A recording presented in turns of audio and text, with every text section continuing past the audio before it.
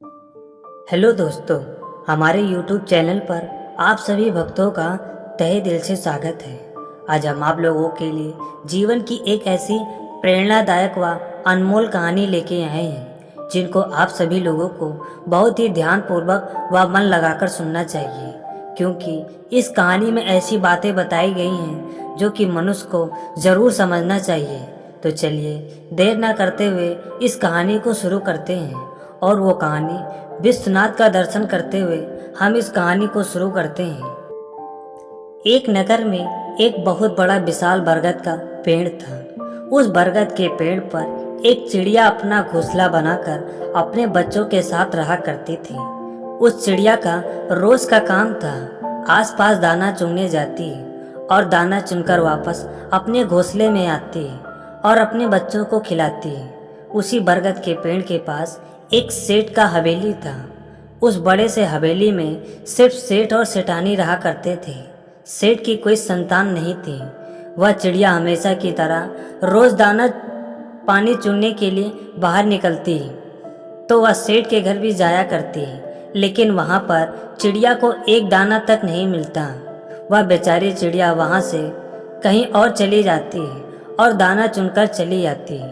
एक दिन की बात है, वह गौरैया पक्षी, वह चिड़िया उस सेठ के घर के पास दाना चुनने के लिए जाती है तो उसने देखा सेठ और सेठानी आपस में बातें कर रहे हैं और सेठानी बहुत उदास है। सेठानी कहती है, सेठ जी हमारी कोई संतान नहीं है, हमारे पास अथाह संपत्ति है, हमारे पास इतनी संपत्ति है कि हमारे 7 पुश्तें भी आराम से बैठकर खा सकती हैं, लेकिन बड़े दुख की बात है कि हमें एक भी पुत्र नहीं प्राप्त हुआ है।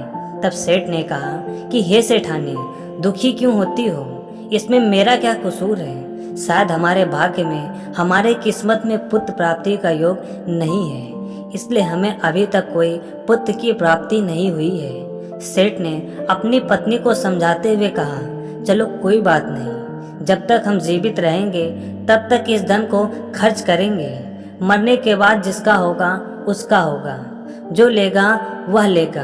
प्रिय दोस्तों, उस सेठ और सेठानी की इस करुणा भरे वचन को सुनकर चिड़िया बड़ी दुखी होती है। अब इसी प्रकार से चिड़िया का रोज का नियम हो गया था कि वह रोज सेठ के घर जाया करती और उनकी बातों को सुना करती। अब रोज रोज चिड़िया जब सेठ के घर जाती तो सेठानी को चिड़िया से बड़ा लगाव हो जाता है। वह चिड़िया को सेठ से बच बचा कर, छुप छुपा कर दाना पानी डालने लगती और इसी तरह से दिन गुजर रहे थे। तो एक दिन चिड़िया सोचती है कि यह सेठानी जी इतनी दयालु है, कितनी सरल है, सीधी स्वभाव की है, लेकिन दुर्भाग्य की बात उनकी गोद अभी तक सूनी है, उनके पास एक भी पुत्र नहीं है। चिड़िया सोचती है कि औरत का जीवन तब तक सफल नहीं माना जा सकता जब तक वो माँ न बन जाए। वह असल मायने में संपूर्ण स्थिति तभी बनती है जब वह एक माँ बन जाती है। दुनिया का यह सबसे बड़ा सुख माँ बनना होता है और हमारी सेठानी जी को अभी तक वो सुख प्राप्त नहीं हुआ है। अब इस प्रकार से चिड़िया सोचने लगती है कि ऐसा क्या किया जाए कि हमारी सेठानी जी को पुत्र की प्राप्ति हो। अब यही सोचते सोचते चिड़िया के मन में भगवान शंकर भोलेनाथ का ध्यान आता है।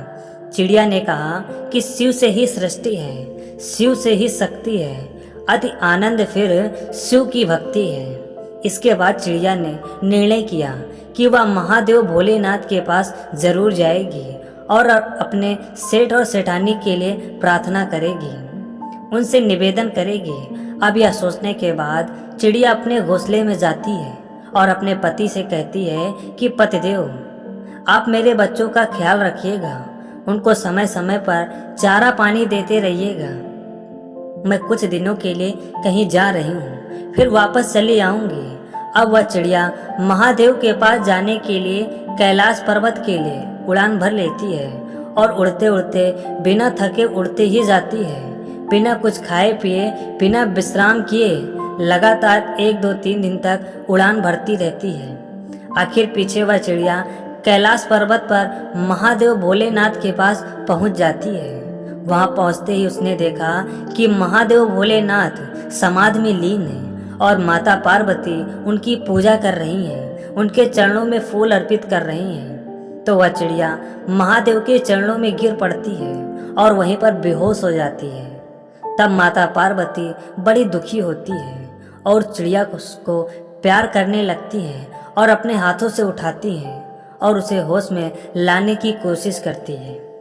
जब चिड़िया होश में आती है तब उसने माता पार्वती को अपने सामने देखकर उन्हें प्रणाम किया। तब माता पार्वती ने कहा, हे पुत्री, हे चिड़िया, तुम्हें क्या तकलीफ है? तुम इतनी दूर से हमारे पास आई हो। तब चिड़िया ने कहा, हे मैया, हमें भगवान भोलेनाथ से अर्जी करनी है। हमारे सेठ सेठानी निसंतान है, उनको संतान की प्राप्ति हो, इसलिए मैं यहाँ आई हूँ। अब यह कहने के बाद चिड़िया फिर से दोबारा बेहोश हो जाती है। माता पार्वती ने फिर से उसे होश में लाया और कहा, हे पुत्री, हे चिड़िया, महादेव अभी समाधि में लीन है। कुछ देर बाद वह समाधि से उठेंगे, तब तुम अपनी समस्या महादेव से कहना। कुछ ही देर के बाद महादेव भोलेनाथ समाधि से जागृत होते हैं। तब माता पार्वती ने चिड़िया को सारी बातें महादेव से कह सुनाई और चिड़िया ने महादेव को प्रणाम किया और कहा, भोलेनाथ, आप तो जगत पिता हैं। हे भोलेनाथ, मेरी प्रार्थना स्वीकार करें।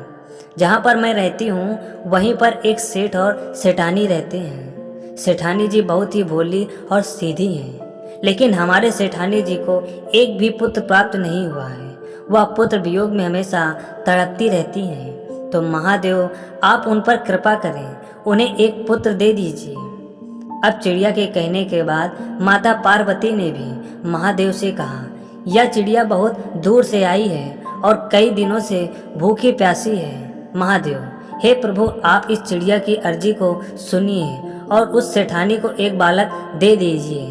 तब महादेव ने कहा, पार्वती, हे देवी, तुम्हारी हमेशा की जिद रहती है, हट रहती है, लेकिन मैं तुम्हें यह बता देता हूँ कि उस सेठ और सेठानी के नसीब में पुत्र की प्राप्ति नहीं है। मैं कहाँ से उनको पुत्र दे दूँ? इसके बाद माता पार्वती महादेव से हट करने लगती हैं, जिद करने लगती हैं। माता पार्वती की जिद के आगे महादेव को झुकना पड़ता है।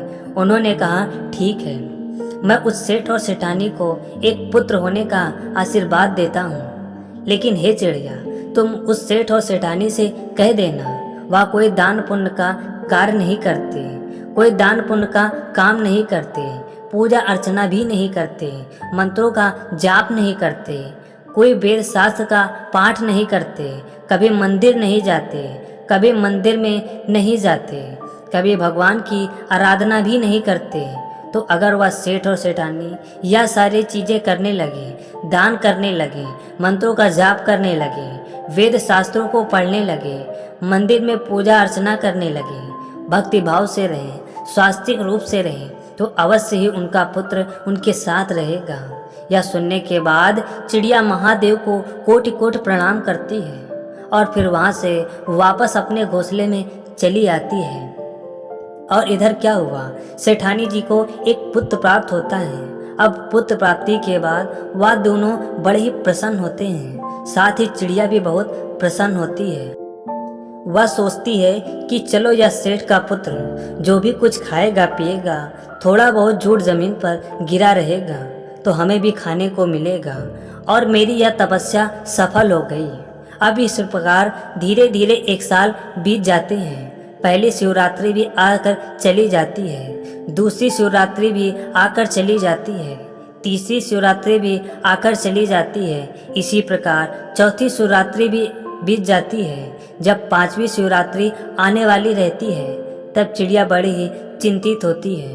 वह सोचती है कि मैंने इस सेठ और सेठानी को समझाया था कि दान पुण्य करें, पूजा पाठ करें, मंत्रों का जाप करें, लेकिन यह तो कुछ भी नहीं कर रहे हैं, वैसे के वैसे हैं। उनका पुत्र अल्पायु होगा, जल्द ही उसकी मृत्यु हो जाएगी। अब यह सोचकर चिड़िया अंदर ही अंदर बड़ी दुखी होती है। फिर से महादेव के पास जाती है और कहती है कि भोलेनाथ, मैं अपने कार्य में असफल रही हूँ, मैं उस सेठ और सेठानी को समझाने में असफल रही हूँ। महादेव, आपसे इतनी अर्जी है कि आप स्वयं सेठ और सेठानी को समझाएं और बताएं कि उन्हें दान और धर्म कार का काम करना चाहिए, अन्यथा उनके पुत्र की मृत्यु हो जाएगी। महादेव ने कहा, हे चिड़िया, तुम हमारी इतनी बड़ी भक्त हो, तुम इतनी दूर भूखी प्यासी हमारे कैलाश पर्वत पर आई हो, मैं अवश्य उस सेठ के पास जाऊंगा। अब भगवान भोलेनाथ और माता पार्वती उस सेठ के घर ब्राह्मण रूप में चले जाते हैं और इसके द्वार पर जाकर भिक्षा के लिए बुलाने लगते हैं। तब सेठानी और सेठ बाहर निकलते हैं और उन्हें भिक्षा देने से साफ मना कर देते हैं।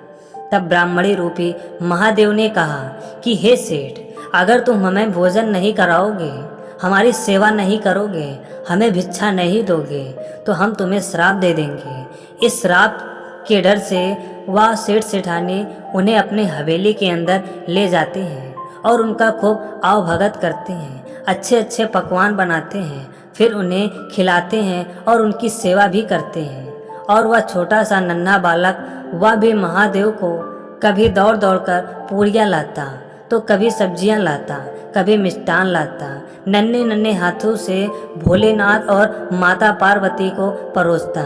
यह देखकर माता पार्वती बड़ी ही प्रसन्न होती हैं और कहती हैं, यह तो भोलेनाथ का प्रसाद है, उनका ही अंश है, इसलिए इतना चंचल है। अब इस बात से प्रसन्न होकर महादेव भोलेनाथ ने उस बालक को 100 साल जीने का वरदान दे देते हैं और सेठ और सेठानी को कहा कि सेठ और सेठानी, आप दोनों दान पुण्य करिए, पूजा पाठ करिए, जन कल्याण करिए, पूजा पाठ करें, धन कर्म में रुचि रखिए और तुम्हारे घर में कभी भी धन की कमी नहीं होगी, दिनों दिन बढ़ती ही जाएगी। अब यह कहने के बाद माता पार्वती और भोलेनाथ अपने असली स्वरूप में आ जाते हैं। यह देखकर वह सेठ और सेठानी अति प्रसन्न होते हैं और कोटि कोटि नमन करते हैं। तब भोलेनाथ ने कहा कि हे सेठ और सेठानी, आपको जो पुत्र की प्राप्ति हुई है, आपने जो मेरा दर्शन किया है, यह एक चिड़िया का फल है। उस चिड़िया की भक्ति के कारण ही आज तुम्हारे घर पुत्र का जन्म हुआ है। तुमने हमारा दर्शन किया है, तुम धर्म कर्म में रुचि रखो। तब चिड़िया उस सेठ और सेठानी के पास आती है और सेठ और सेठानी ने उस चिड़िया को बहुत बहुत धन्यवाद किया और हर रोज उस चिड़िया को दाना पानी देने लगे। कहते हैं, शिव शंकर को जिसने पूजा उसका ही कल्याण हुआ, अंत काल में भव सागर से उसका बेड़ा पार हुआ। प्रिय भक्तों, हम उम्मीद करते हैं कि आपको यह कहानी बहुत ही अच्छी लगी होगी और आपने इस कहानी को अच्छे से समझा होगा कि आखिर में मैंने इस कहानी के माध्यम से आप सभी लोगों को, आप सभी भक्तों को क्या समझाने का प्रयास किया है कि आखिर में मनुष्य के जीवन में जब भी कोई दुख व परेशानी आते हैं तो उससे हमको घबराना नहीं चाहिए, बल्कि हमको ईश्वर पर विश्वास करना चाहिए, उनकी आराधना करनी चाहिए। नमस्कार।